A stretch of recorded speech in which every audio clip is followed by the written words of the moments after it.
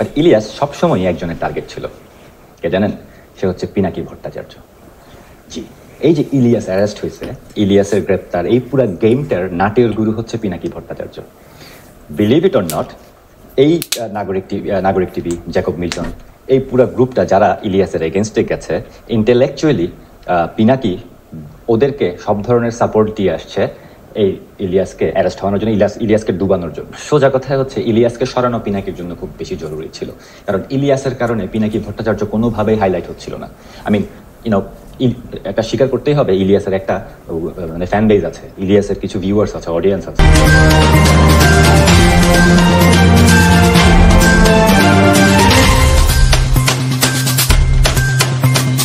Ilias, Jacob Milton, Ilias Nazmus Shakib, Ilias টিটুর রহমানের সাথে যে দ্বন্দ্ব, এই দ্বন্দ্বটাকে পুঁজি করে নাহিদ গংরা এখন সারা বাংলাদেশে তাদের একটা ভিত্তি, তাদের কথা বলার স্কোপ তৈরি করেছে, এবং এটাই নাহিদদের সফলতা, এটাই হলো ডিজিএফআইয়ের সফলতা, এটাই হলো রয়ের সফলতা। ইলিয়াস যদি ওই সময় বুদ্ধিমত্তার পরিচয় দিতেন, তাকে যদি কেউ হুমকি দিয়ে থাকেন, সে যদি আইনের আশ্রয় নিতেন, অর্থাৎ সে যদি আইনের সহযোগিতা চাইতেন নিজে নিজে প্রতিহত করতে না গিয়ে, আজকে কিন্তু এই পরিস্থিতির উদ্ভব হতো না। ইলিয়াস এবং নাগরিক টিভির সাথে, ইলিয়াস এবং জ্যাকব মিল্টনের সাথে সম্পর্ক বিচ্ছেদের যে পরিস্থিতি তৈরি করেছেন, সেটার সৃষ্টি হয়েছে বসুন্ধরা গ্রুপের চালাকির কারণে। যদি আমরা এখন দেখছি জ্যাকব মিল্টনকে খলনায়ক, ইলিয়াসকে নায়ক, আবার টিটু রহমান বা সাকিবকে একদম দুর্ধর্ষ প্রতারক হিসেবে প্রমাণিত করা, অর্থাৎ আওয়ামী লীগ বিরোধী যে ব্লগিং এর গ্রুপটা, তাদের বিরুদ্ধে দ্বিধাদ্বন্দ্বটাকে এমনভাবে তৈরি করে ফুটিয়ে তোলা হয়েছে যে এখন আদালত পর্যন্ত গড়িয়েছে এবং গ্রেফতারের পর্যায়ে চলে গেছে।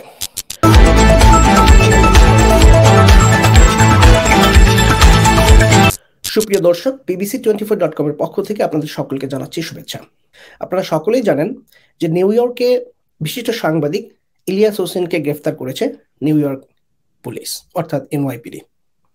তার বিরুদ্ধে অভিযোগ করেছেন জ্যাকব মিল্টন নামে একজন ধনাঢ্য ব্যক্তি, এবং অভিযোগের ভিত্তিতে তাকে গ্রেফতার করা হয়েছে। অভিযোগগুলি ছিল যে নীরা রব্বানী নামক এক বিএনপি নেত্রী তাকে অ্যাসাল্ট করেছেন এবং তার বাসা থেকে কিছু মালামাল চুরি করে ইলিয়াস হোসেন নিয়ে গেছেন। এই ধরনের অভিযোগের কারণেই ইলিয়াস হোসেনকে গ্রেফতার করা হয়েছে। প্রথমেই আমি একটু ডিসকাস করে নিই, যুক্তরাষ্ট্র বা আমেরিকার আইনে কাউকে গ্রেফতার করা বা পুলিশ স্টেশনে নিয়ে যাওয়া কিন্তু বড় ধরনের অপরাধ নয়, কারণ এখানে যে কেউ সহযোগিতা চাইলে পুলিশ অভিযুক্ত ব্যক্তিকে নিয়ে যেতে পারেন। কিন্তু ডিফারেন্স বিটুইন বাংলাদেশ এবং আমেরিকান আইনে সেটা হলো, যখন কোনো ব্যক্তিকে বিচারের আগে থানা বা পুলিশ স্টেশনে নেওয়া হয়, তার সাথে পুলিশরা এবং ওই সময়কার কর্মরত সকল অফিসাররা স্যার সম্বোধন করতে বাধ্য হন, কারণ he is not proven guilty yacht, অর্থাৎ সে এখনো বিচারগতভাবে দোষী সাব্যস্ত হননি। এটাই হলো বিচার পাওয়া দেশের সাথে বাংলাদেশের তফাৎ। বাংলাদেশে পুলিশ স্টেশন কাউকে নেওয়া হলে তাকে প্রথমে উত্তম মাধ্যম দিয়ে তাকে একটা দুর্বল করে দেওয়া হয়। তো সেই দিক থেকে আপনারা আশ্বস্ত থাকতে পারেন যে ইলিয়াস হোসেনকে কোনোভাবে টর্চার করা হয়নি। ইলিয়াস হোসেন সম্পূর্ণ সুস্থ এবং তাকে জামিন দেওয়া হয়েছে। আচ্ছা, এবারে আসি আমরা অন্য একটি প্রসঙ্গে। এখানে যারা গ্রেফতার হয়ে থাকেন, যেমন কেউ যদি ড্রাগ মামলায় গ্রেফতার হয়ে থাকেন বা বিচার কার্যে তাদের মনে করেন বড় ধরনের সাজা হয়ে যায়, তাদেরকে অফার করা হয় তাদের সাজা মওকুফের জন্য, যে তুমি যদি আমাদের ওই অপরাধ দমনের জন্য এফবিআই এর সাথে কাজ করো, তাহলে তোমাকে সাজা মওকুফ করে দেওয়া হবে। এরকম হাজারো কেস রয়েছে যারা ড্রাগ ব্যবসার সাথে জড়িত থাকার কারণে গ্রেফতার হয়েছেন। বাংলাদেশি কমিউনিটির অনেক আছে যাদেরকে পরবর্তীতে সাজা কমিয়ে দিয়ে তাদেরকে কমিউনিটির যারা ব্যতিক্রমী ব্যক্তিত্ব রয়েছেন, যাদের ব্যাপারে পুলিশকে তথ্য নিতে কিছু বেগ পেতে হয়, তাদের বিরুদ্ধে লাগিয়ে দিয়ে তাদের কাছ থেকে তথ্য নিয়ে থাকেন। অনেকেই আবার মাইক্রোফোন নিয়ে মসজিদে মসজিদে যান, তথ্য সংগ্রহ করেন এবং পুলিশকে দিয়ে থাকেন। এইভাবেই কিন্তু আমেরিকান বিচার ব্যবস্থাকে তথ্যবহুল করে রাখা হয়। অর্থাৎ শুধু পুলিশ যে কার্যকর করছেন সেটাই কিন্তু না, এদেশের সমাজকে প্রতিষ্ঠিত করার জন্য পুলিশের পাশাপাশি সাধারণ নাগরিকরাও, এমনকি সাজাপ্রাপ্ত নাগরিকরাও তাদেরকে সহযোগিতা করে থাকেন। আমেরিকা হলো ল্যান্ড অফ অপরচুনিটি। এখানে অপরাধ করলেও সেই অপরাধের সাজা হবে এবং কেউ বিচার চাইলে সে বিচার পাবে ডেফিনেটলি। এতে কোনো বাধা বিঘ্ন নাই এবং এটা আইন তার আইনের গতিতেই চলবে।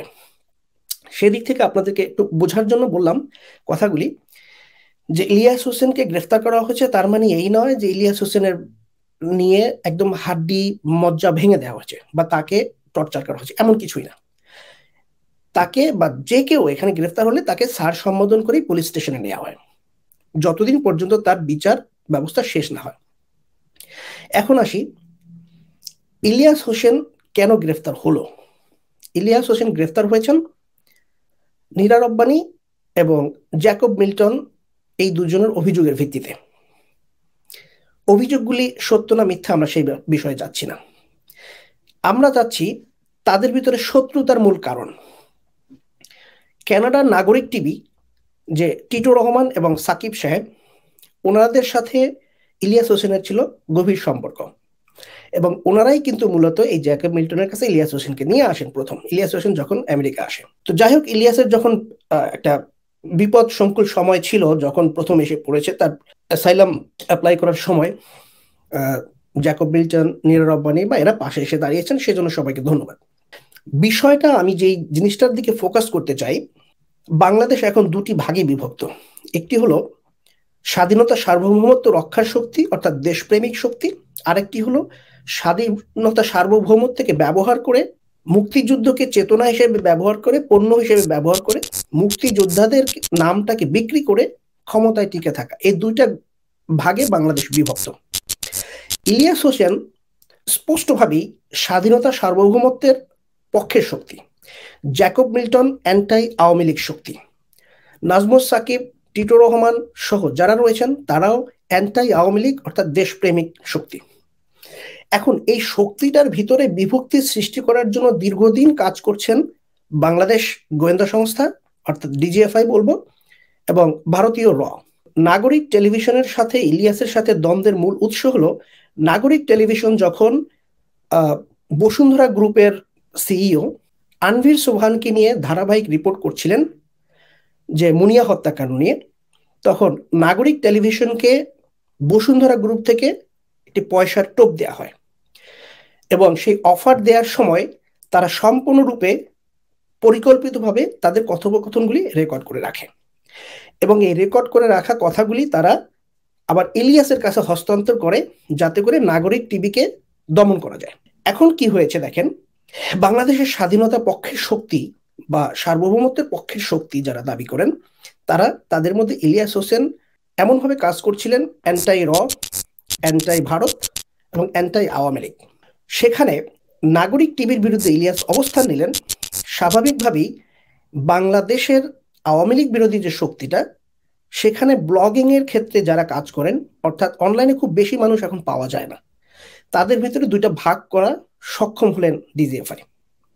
এটা সূক্ষ্ম পরিকল্পনা এবং নাগরিক টিভি যদি বসুন্ধরার সেই টোপে না পড়তেন, অর্থাৎ তারা যদি বসুন্ধরার দেয়া অফার গ্রহণ না করতেন কিংবা 6 কোটি টাকা ঘুষ দাবি না করতেন, তাহলে কিন্তু ইলিয়াসের সাথে তাদের সম্পর্কে খারাপ হয় না এবং এরকম একটা উদ্ভূত পরিস্থিতি তৈরিও হয় না। এক্ষেত্রে আমি দায়ী করব ইলিয়াস এবং নাগরিক টিভির সাথে, ইলিয়াস এবং জ্যাকব মিল্টনের সাথে সম্পর্ক বিচ্ছেদের যে পরিস্থিতি তৈরি করেছেন, সেটার সৃষ্টি হয়েছে বসুন্ধরা গ্রুপের চালাকির কারণে। যদিও আমরা এখন দেখছি জ্যাকব মিল্টনকে খলনায়ক, ইলিয়াসকে নায়ক, আবার টিটো রহমান বা সাকিবকে একদম দুর্ধর্ষ প্রতারক হিসেবে প্রমাণিত করা, অর্থাৎ আওয়ামী লীগ বিরোধী যে ব্লগিং এর গ্রুপটা, তাদের বিরুদ্ধে দ্বিধাদ্বন্দ্বটাকে এমনভাবে তৈরি করে ফুটিয়ে তোলা হয়েছে যে এখন আদালত পর্যন্ত গড়িয়েছে এবং গ্রেফতারের পর্যায়ে চলে গেছে। এর পিছনে কিন্তু অনেক বড় রহস্য রয়েছে এবং সেটা রাজনৈতিক কারণের পর থেকে বসুন্ধরা গ্রুপকে কাজে লাগিয়ে টিটো রহমান এবং নাগরিক টেলিভিশনকে চাঁদাবাজির দায়ে ইলিয়াস রিপোর্ট করে এবং ইলিয়াসের রিপোর্টের উপরে ভিত্তি করে নাগরিক টিভির সাথে সম্পর্ক খারাপ হয়। যেহেতু নাগরিক টিভির সাথে জ্যাকব মিল্টনের সাথে ভালো সম্পর্ক, জ্যাকব মিল্টন আবার সেই নাগরিক টিভিকে সমর্থন করতে গিয়ে ইলিয়াসের সাথে সম্পর্ক খারাপের দিকে চলে যায় এবং এর থেকে কিন্তু পরিস্থিতিটা ঘোলাটে হয়ে যায়। আমেরিকার আরেকটা বিষয় আপনাদেরকে বলি, সেটা হলো যদি কখন কেউ কাউকে হুমকি দেয়, এখানের আইন তাকে পারমিট করে না ওই ব্যক্তিকে যে সেই হুমকিকে প্রতিহত করতে সদল বলে গিয়ে সেখানে উপস্থিত হওয়া। এটা এদেশের আইন সমর্থন করে না। অর্থাৎ আমাকে যদি কেউ হুমকি দেয়, আমি আমার জনবল নিয়ে সেখানে সেই হুমকিকে প্রতিহত করতে যাব না, আমি আইনের আশ্রয় নেব। ইলিয়াস অত্যন্ত দেশপ্রেমিক। বর্তমান সময়ের আমি ইলিয়াসকে জহির রায়হান হিসেবে ঘোষণা করতে চাই। জহির রায়হান যেভাবে আওয়ামী লীগের অন্যায় অত্যাচারকে বাংলাদেশের মানুষের কাছে তুলে ধরার জন্য ডকুমেন্টারি তৈরি করছিলেন এবং তখন তিনি নিখোঁজ হয়ে যান, তাকে যেভাবে দেশপ্রেমিক হিসেবে গণ্য করা হয়, ইলিয়াসের কার্যক্রমকে আমি ঠিক সেভাবেই মূল্যায়ন করি। বর্তমান বাংলাদেশের ইলিয়াস একজন জহির রায়হান। তো এই ইলিয়াসের উপরে ক্ষোভ অনেক দিনের, এবং যখন জ্যাকব মিল্টনের সাথে ইলিয়াসের সম্পর্ক খারাপের দিকে যায়, এই জ্যাকব মিল্টনই কিন্তু ইলিয়াসকে তার বাসায় থাকতে জায়গা দিয়েছিলেন এবং নিরারব্বনেও তাদেরকে অনেক উপকার করেছেন। ইলিয়াস যেই কাজটি করেছে, ভুল করেছে, সেটি হলো এই দেশের আইনের প্রতি শ্রদ্ধাশীল না হয়ে সে নিজে নিজে, তাকে যখন হুমকি দেওয়া হয়েছে জ্যাকসন হাইটে দেখে নেবেন টিটুর রহমান বা সাকিব, সেখানে সে সদল বলে গিয়ে জ্যাকসন হাইটে একটা পরিস্থিতি তৈরি করেন এবং সেখান থেকে উদ্বুদ্ধ পরিস্থিতিটা পুলিশ পর্যন্ত গড়ায়। ইলিয়াস যদি ওই সময় বুদ্ধিমত্তার পরিচয় দিতেন, তাকে যদি কেউ হুমকি দিয়ে থাকেন, সে যদি আইনের আশ্রয় নিতেন, অর্থাৎ সে যদি আইনের সহযোগিতা চাইতেন নিজে নিজে প্রতিহত করতে না গিয়ে, আজকে কিন্তু এই পরিস্থিতির উদ্ভব হতো না। প্রিয় বন্ধুরা, এখন দেখেন এই সমস্ত কারসাজিতে ক্ষতিগ্রস্ত কারা হলেন? বর্তমান দেশপ্রেমিক যে ব্লগার রয়েছেন, হাতে গোনা মাত্র কয়েকজন। সবাই কিন্তু এখন ব্লগিং করেন না, কারণ হাসিনার অত্যাচার নিপীড়ন চলছে সাংবাদিকদের উপরে, সেইটা ভয়ের কারণে।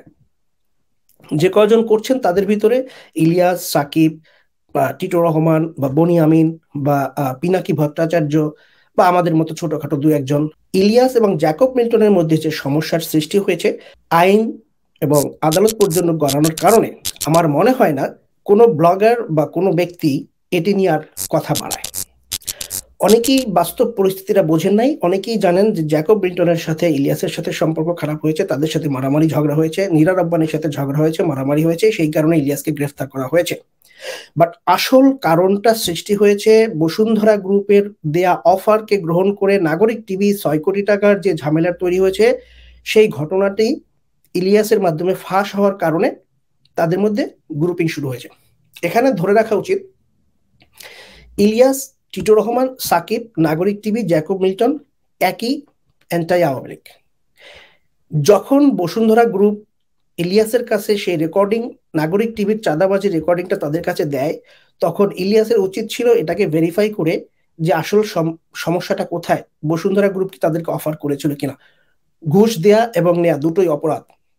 আমি কিন্তু চেষ্টা করছি নিরপেক্ষ বিশ্লেষণ করার জন্য, হয়তোবা এজন্য আমাকে বুলিং এর শিকার হতে পারে, বাট আমি সাধারণত কমিউনিটির কাউকে নিয়ে ব্যক্তিগতভাবে কথা বলি না। আর যার জন্য অনলাইন পত্রিকা হিসেবে সর্বপ্রথম পত্রিকা প্রবাসী বার্তা হওয়ার পরেও আমার সাবস্ক্রাইব কিন্তু এখনো মিলিয়নের কাছে যায়নি, এমনকি 100,000 সামথিং। আমি কিন্তু ওইভাবে পারিনি, কারণ আমি ছোটখাটো বিষয় নিয়ে বা কোনো ভাইরাল বিষয় নিয়ে কথা বলি না। আমি খুব সিম্পল সিলেক্টিভ বিষয় নিয়ে কথা বলি, বিধে আমার পপুলারিটি অত বেশি না। তারপর আজকে আমার কাছে মনে হলো যে এই বাংলাদেশি জাতীয়তাবাদ বা বাংলাদেশ দেশপ্রেমিক যেই ব্লগার রয়েছেন, তাদের ভিতরে বিভক্তি সৃষ্টি করার কারণে যারা ফায়দা লুটছেন, তাদের মধ্যে অন্যতম আমি বলবো নাহিদদের মতো অন্যান্য ব্লগাররা। তারাও কিন্তু মেধাবী, আমি তাদেরকে বলবো না তারা মেধাবী নন, কিন্তু তাদের ব্রেইনটাকে সেইভাবেই ওয়াশ করা হয়েছে। তারা ভারতকে পছন্দ করেন, ভারতের করায়ত্তকে পছন্দ করেন, ভারত বিরোধী কথা বলেন না, এবং বর্তমান সরকারকে তারা সমর্থন করে কথা বলেন। তো যখন তারা বর্তমান সরকারকে সমর্থন করে কথা বলেন, স্বাভাবিকভাবেই তার সাথে ইলিয়াস সহ অন্যান্য যারা বাংলাদেশের পক্ষে কথা বলেন, আওয়ামী বিরোধী কথা বলেন, তাদের সাথে সম্পর্ক খারাপ হয়।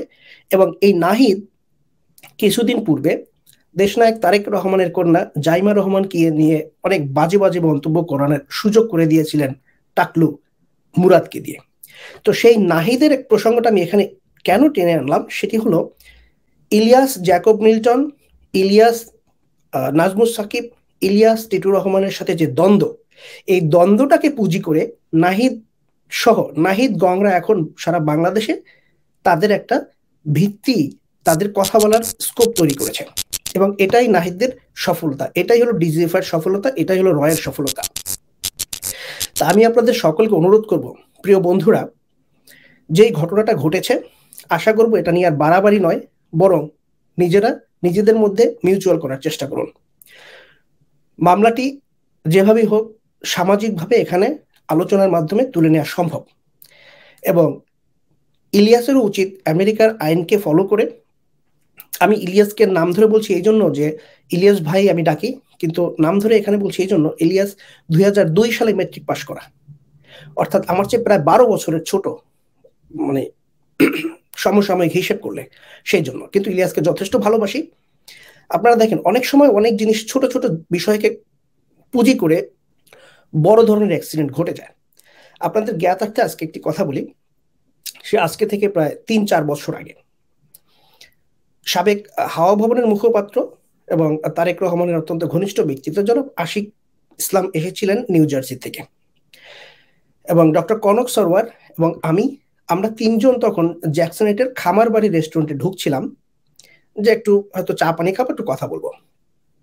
সেখানে সব টেবিলগুলি পরিপূর্ণ ছিল, শুধু একটা টেবিল খালি ছিল যেখানে মাত্র 2জন ব্যক্তি বসা ছিলেন। একজন ছিলেন তৎকালীন প্রধানমন্ত্রী শেখ হাসিনার প্রেস সেক্রেটারি জনাব খোকন সাহেব, আশরাফুল ইসলাম খোকন, এবং খোকনের সাথে আরেকজন ব্যক্তি ছিলেন, আমি এখন নামটা ভুলে গেছি, আমি নামটা বলতে পারবো না। তো আমরা কোনো টেবিল খালি না পাবো, এবং আশরাফুল ইসলাম খোকন যখন আমাদেরকে হাত জাগালেন আমরা তখন সেখানে গিয়ে বসলাম। তো সেখানে আমরা কে কে বসা ছিলাম, ডক্টর কনক সরওয়ার, আশিক ইসলাম, আশরাফুল ইসলাম খোকন এবং লোকাল একজন আওয়ামী লীগ নেতা। ওখানে বসে আমরা একান্তই ব্যক্তিগত আলোচনা করছিলাম, কোনো রকম রাজনৈতিক আলোচনা নয়।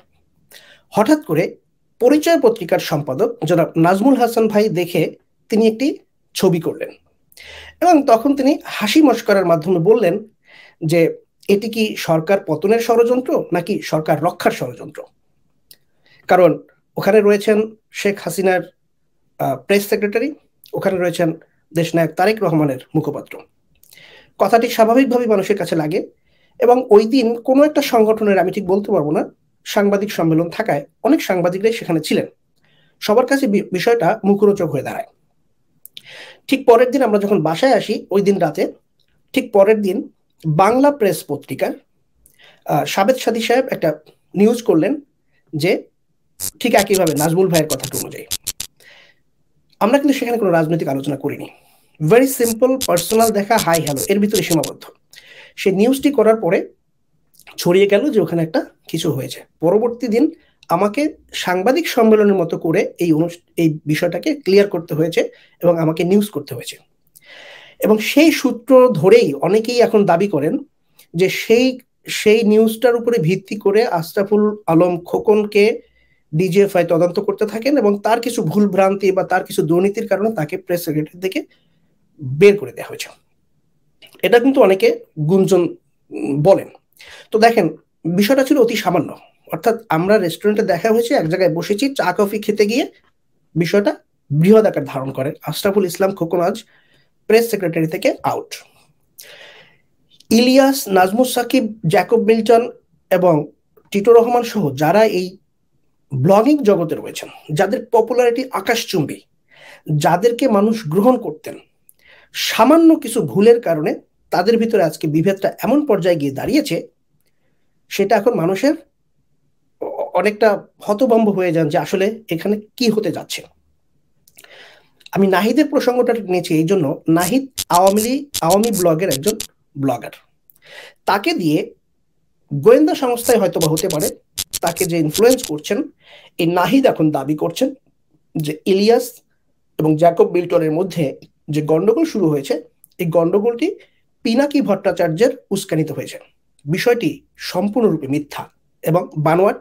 অর্থাৎ বাংলাদেশ জাতীয়তাবাদী সমর্থিত যে ব্লগিং গ্রুপটা রয়েছে তাদের ভিতরে আবার বড় ধরনের আরেকটি গ্রুপিং তৈরির জন্য নাহিদের এই প্রচেষ্টা। আমি নাহিদকে সম্মান করি, নাহিদ একজন মেধাবী ছেলে, সে আওয়ামী লীগকে সমর্থন করে, এটা দোষের কিছু নয়। কিন্তু নাহিদের কিছু কথাবার্তা যেটা অনেকটা ভদ্র সমাজে মানায় না। নাহিদকে অনুরোধ করব, নাহিদ আপনি হয়তো অত্যন্ত মেধাবী একজন ছেলে, আপনি অন্তত দেশকে ভালোবাসুন, কোনো ষড়যন্ত্র নয়। দেখুন জ্যাকব মিল্টন, ইলিয়াস হোসেন, নীরা রব্বানী, টিটো রহমান বা নাজমুস সাকিব, এদের মধ্যে যে সম্পর্ক বিভেদ তৈরি হয়েছে চলে যাবে, আজব কাল হোক চলে যাবে, কারণ এরা সকলেই দেশকে ভালোবাসে, দেশপ্রেমিক ব্যক্তিত্ব। কিন্তু আপনি আওয়ামী লীগ সমর্থন করেন, আওয়ামী লীগের পক্ষে কাজ করেন। আপনি এখন পিনাকি ভট্টাচার্যের সাথে ইলিয়াসের দ্বন্দ্ব তৈরি করার জন্য যে প্রচেষ্টা চলছেন, আশা করি এটা সফল হবে না। জনাব নাহিদ সাহেব, আপনি আশা করি আপনার এই প্রচেষ্টা থেকে বিরত থাকবেন।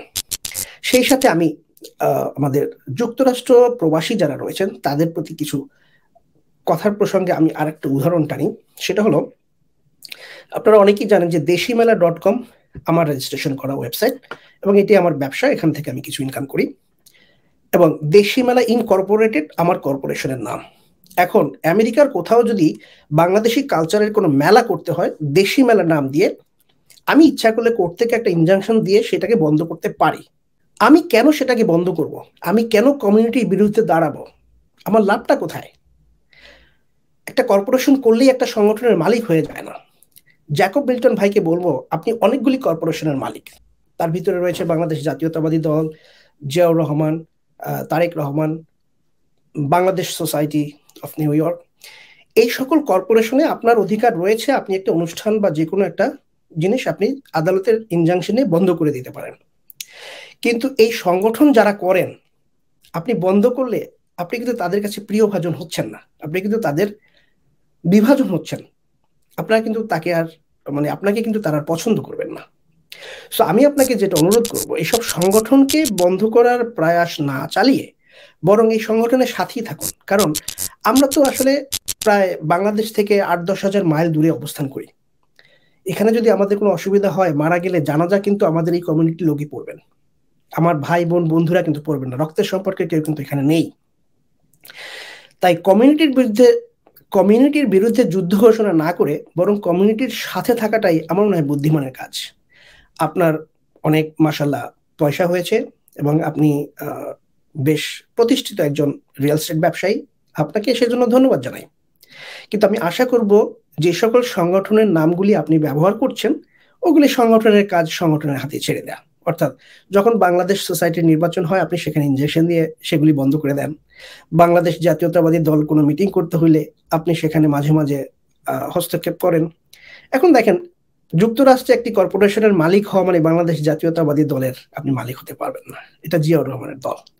আমি আপনাকে অনুরোধ করব, বাংলাদেশ জাতীয়তাবাদী দল, জিয়াউর রহমান, তারেক রহমান, এই সকল নাম ব্যবহার করে আপনি যে কর্পোরেশনগুলি করেছেন এগুলিকে দলীয় হাইকমান্ডে আপনি হস্তান্তর করে দিন অথবা বন্ধ করে দিন। এটা আমার ব্যক্তিগত অনুরোধ। আপনি যদি শোনেন আপনার হয়তো সম্মানটা বেড়ে যাবে, আর আপনি যদি না শোনেন হয়তোবা যারা বিএনপিকে ভালোবাসেন, দলকে ভালোবাসেন, তাদের কাছে আপনি বিরাগ ভাজন হয়ে থাকবেন। ধন্যবাদ জ্যাকব মিল্টন সাহেব। আপনাকেও আশা করি আপনাদের সবার মাঝেই বোধোদয় হবে, যাতে করে আমাদের ভিতরে বিভেদটা কেটে যায় এবং আমরা আবার ঐক্যবদ্ধভাবে কাজ করতে পারি। এবং আওয়ামী ঘরানার ব্লগার নাহিদকে অনুরোধ করব, আপনিও ষড়যন্ত্র না করে বরং দেশের স্বার্থে কাজ করুন। আসুন আমরা সবাই মিলে দেশটাকে ভালোবাসি, জাতিটাকে ভালোবাসি, সেই সঙ্গে সবার শুভ কামনা করি। আমি সবশেষে ধন্যবাদ জানাতে চাই জনাব বনিয়ামিন ভাইকে, যিনি অস্ট্রেলিয়ান একজন ব্লগার, যিনি আদর্শগতভাবে অবশ্য ইলিয়াসের সাথে কিন্তু মিল নেই তার, তারপরেও তিনি ইলিয়াস গ্রেপ্তার হওয়ার পরে তিনি স্পষ্ট বলেছেন ইলিয়াস ধর্মীয়ভাবে, তার স্ত্রী একজন হিন্দু, তিনি বলেছেন ধর্মীয়ভাবে হয়তো আমার সাথে যায় না, আমি সংখ্যালঘুদের সাথে কাজ করি, ইলিয়াস মুসলমানের পক্ষে বেশি এবং হিন্দু বিদ্বেষী, সেটা বনিয়ামিন সাহেব দাবি করেছেন। কিন্তু ইলিয়াস একটা অসৎ ছেলে না, ইলিয়াসের রাগ বেশি, ইলিয়াস অসৎ ছেলে না। এবং বনিয়ামিন তারপরে আরো একটি প্রোগ্রাম করেছেন তার ছেলেকে দিয়ে, তার ছেলে একজন ক্রিমিনাল জাস্টিস লয়ার, তিনিও বিশ্লেষণ করেছেন যে ইলিয়াসের কি সাজা হতে পারে বা কি না হতে পারে। এখন দেখুন, বাংলাদেশ যারা বসবাস করেন বা সারা পৃথিবীতে যারা বাংলাদেশি আছেন সবার পালস বুঝতে হবে। আপনি জ্যাকব মিল্টন বা নিরারব বানি আপু, আপনারা কেন ইলিয়াসকে হিরো বানিয়ে আপনারা কেন ভিলেন হতে যাবেন? ইলিয়াস ভাইকে বলবো, আপনি বা কেন ছোট ছোট বিষয়ে মাথা গরম করে আমাদের এই দেশপ্রেমিক গ্রুপের ভিতরে বিভাদের কারণ হয়ে দাঁড়াবেন? আসুন আমরা সবাই মিলে একটু ঐক্যের দিকে আগাই, এবং সেক্ষেত্রে যদি আমি কোনো সহযোগিতা করতে পারি এবং আপনাদের এই দুঃসহ যে বিভেদ তৈরি হয়েছে সেখানে যদি সমঝোতা করতে আমাকে কোনো দায়িত্ব দেওয়া হয় আমি সেটি পালন করব। আপনাদের সকলে সুস্বাস্থ্য কামনা করে আজকে এখানেই শেষ করছি। আমি যদি আপনাদের কোনো রং তথ্য দিয়ে থাকি আশা করি আপনারা আমাকে কমেন্টে জানাবেন এবং আমি সেটা বিশ্লেষণ করে দেখব। আমি যে তথ্যের ভিত্তিতে আপনাদেরকে আজকের এই প্রোগ্রামটি উপহার দিয়েছি সেটি আমার এই কয়েকদিনের বিশ্লেষণের উপর ভিত্তি করে করা, এবং আশা করি এটাই হলো সত্য তথ্য, এর বাইরে হয়তো বা অন্য কোনো কারণ নেই। যাই হোক, ভালো থাকুন সবাই। আজকের মতো এখানে শেষ করছি। খোদা হাফেজ। বাংলাদেশ জিন্দাবাদ।